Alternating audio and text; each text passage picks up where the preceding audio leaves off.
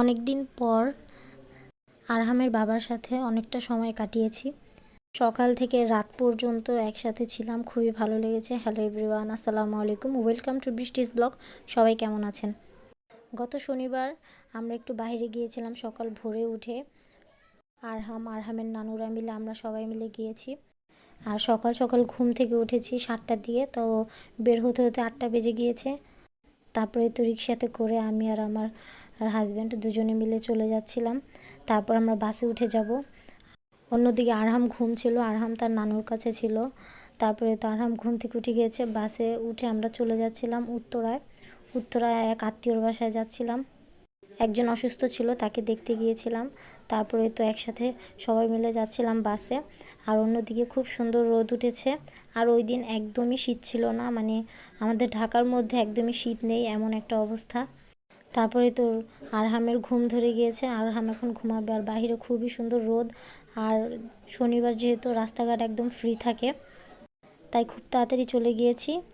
আর সকাল থেকেই কিন্তু প্রচুর গরম লাগছিল, তাই আমরা কোনো শীতের পোশাকই নেইনি, কেউই নেইনি আমরা, কারণ গরম লাগছিল। আর বাসের মধ্যে খুব সুন্দর বাতাস ছিল, একদম বাতাসটা এত ভালো লাগছিল, আর গরমটা বোঝাই যায়নি।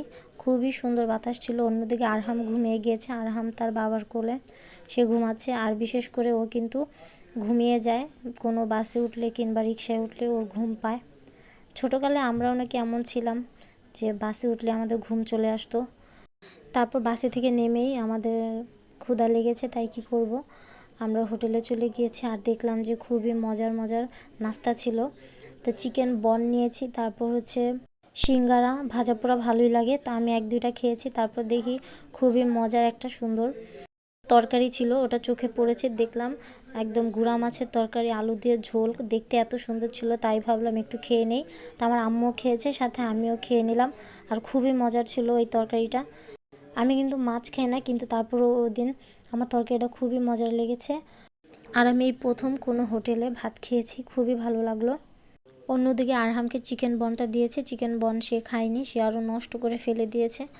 আর আমি ভাতও খেয়েছি প্লাস ওগুলোও খেয়েছি, এত খিদা লেগেছিল, কিন্তু ভালোই লেগেছে। তারপর এখান থেকে খেয়ে যাওয়ার পর দেখি যেতে যেতে দুপুর হয়ে গিয়েছে। তো দুপুরে যাওয়ার পর ওই জায়গায় ওই মামি আমাদেরকে খাবার দিয়েছে, দুপুরের খাবার। তো দুপুরের খাবারে খুব মজার মজার তরকারি ছিল। আর এদিকে আমার আব্বু আর আমার হাজব্যান্ড দুজনে বসে গিয়েছে খাবার খেতে। গরম গরম ভাত, তারপর টমেটো দিয়ে ডাল রান্না, আর সবজির ভাজি, তারপর হচ্ছে মুরগির মাংস আলু দিয়ে ঝোল। খুবই মজা হয়েছে তরকারিগুলো। ওনাদের এখানেও সাধারণত গ্যাস থাকে না, যার কারণে দিনের বেলা রান্না করতে অনেক সমস্যা হয়ে যায়। তারপর আমিও খেয়ে নিচ্ছিলাম, কিন্তু আমার পেটটা একটু ভরা ছিল, তাই আমি লাস্টের ভাতগুলো নিয়ে একটু নাড়াচাড়া করছিলাম। একদমই ভালো লাগছিল না খেতে, কিন্তু তারপরেও খেয়ে নিয়েছি। আর এই তো খাওয়া দাওয়া হয়ে একটু রেস্ট নিয়েছি। রেস্ট নেওয়ার পর বিকালবেলা আমরা বের হয়ে যাব।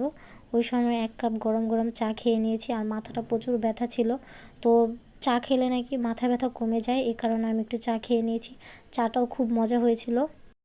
তারপরে তো বিকালে চা খেয়ে বের হয়ে গিয়েছি। আর সন্ধ্যায় কিন্তু আমরা বাইরে নাস্তা করেছি, আর ওইটার ভিডিও নিতে একদমই মনে ছিল না। আর বেশি রাত করলে দেরি হয়ে যাবে, রাস্তা দিয়ে জ্যাম পড়বে, তাই তাড়াতাড়ি চলে এসেছি।